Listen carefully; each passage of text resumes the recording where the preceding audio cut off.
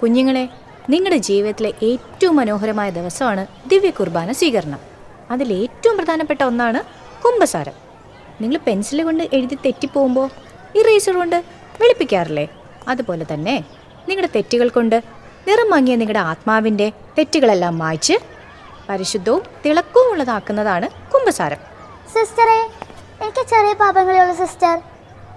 ഇരിക്കും മോളെ, പാപങ്ങൾ അങ്ങനെ വലുത് ചെറുതൊന്നൊന്നുമില്ല. വലുതാന്ന് പറഞ്ഞിട്ട് അത് അച്ഛനോട് പറയാതിരിക്കുന്നതാണ് ഏറ്റവും വലിയ പാപം. ഞങ്ങൾക്ക് എന്ത് ശിക്ഷയായിരിക്കും കിട്ടണേ? നല്ല ക്വസ്റ്റ്യൻ. പണ്ടൊരു ധൂർത്തപുത്രൻ തിരിച്ചെത്തി തൻ്റെ തെറ്റുകളെല്ലാം ഏറ്റു പറഞ്ഞപ്പോൾ പിതാവ് അവനോട് ക്ഷമിക്കുകയും ഒരു കാളക്കുട്ടിയെ അറുത്ത് ആഘോഷിക്കുകയാണ് ചെയ്തത്. അതുപോലെ നിങ്ങളുടെ തെറ്റുകൾ വൈദികനോട് കുമ്പസരിച്ച് നല്ല കുട്ടികളായി നടന്നാൽ നിങ്ങളുടെ തെറ്റുകളും ദൈവം ക്ഷമിക്കും. എല്ലാവരും ഒന്ന് വീട്ടിൽ ചെന്ന് ഒരു ബുക്ക് എടുത്ത് ആരും കാണാതെ നിങ്ങൾ ചെയ്ത പാപങ്ങൾ ഓരോന്നായി എഴുതി വെക്കണം. അതായിരിക്കും അപ്പം നാളെ അച്ഛനോട് പറയാൻ പോകുന്നത്. അപ്പം നിങ്ങൾ എല്ലാവരും നാളെ കുമ്പസരിക്കാൻ ഒരുങ്ങി വരില്ലേ?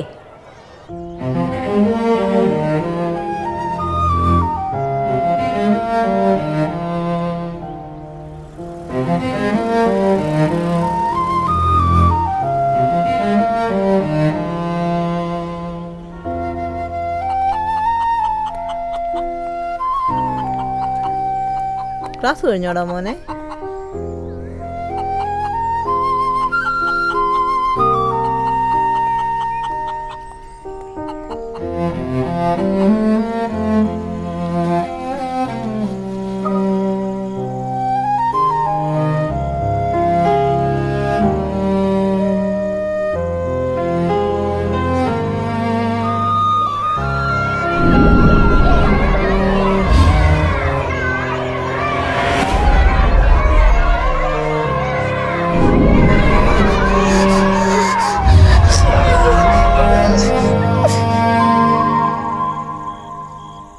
ചീറ്റിയാലത് മൂർഖനാ.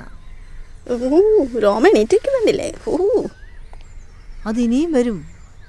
അപ്പം കഴിഞ്ഞ ദിവസം കണ്ട് അതിൻ്റെ കുഞ്ഞായിരിക്കും. എൻ്റെ പുണ്യാളാ. അതെങ്ങനാ? പുണ്യാളിന് കോഴിയെ കൊടുത്തപ്പം ചെക്കൻ എന്നാ ബഹളമായിരുന്നു ഇവിടെ. അവന് പനിയാന്ന് പറഞ്ഞ് കുമ്പസാരിക്കാൻ പോകാതിരിക്കുക. ഇപ്പോഴത്തെ തള്ളന്മാരാ മക്കളെ വഷളാക്കുന്നത്. ഇനിയും പാമ്പ് വരും. ഇത് പുണ്യാളിൻ്റെ ശാപമാ. അവനോടെ പെട്ടെന്ന് പോയി കുമ്പസാരിച്ചേ പുണ്യാളോട് മാപ്പ് പറയാൻ പറ. അതാ നല്ലത്.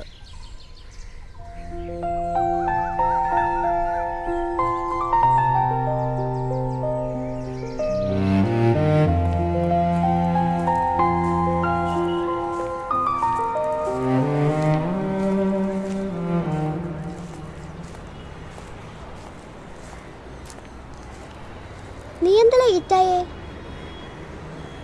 ഒന്നുമില്ല.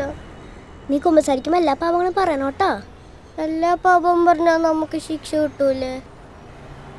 എനിക്ക് കിട്ടൂല. നീ പറഞ്ഞിട്ടല്ലേ നമ്മളെ പാമ്പിനിട്ടേ. ഞാൻ നിന്നെ ഹെൽപ്പല്ലേ ചെയ്തേ. നീ പോയി കുമ്പസാരിക്കാൻ നോക്ക്, ഞാൻ പോണു.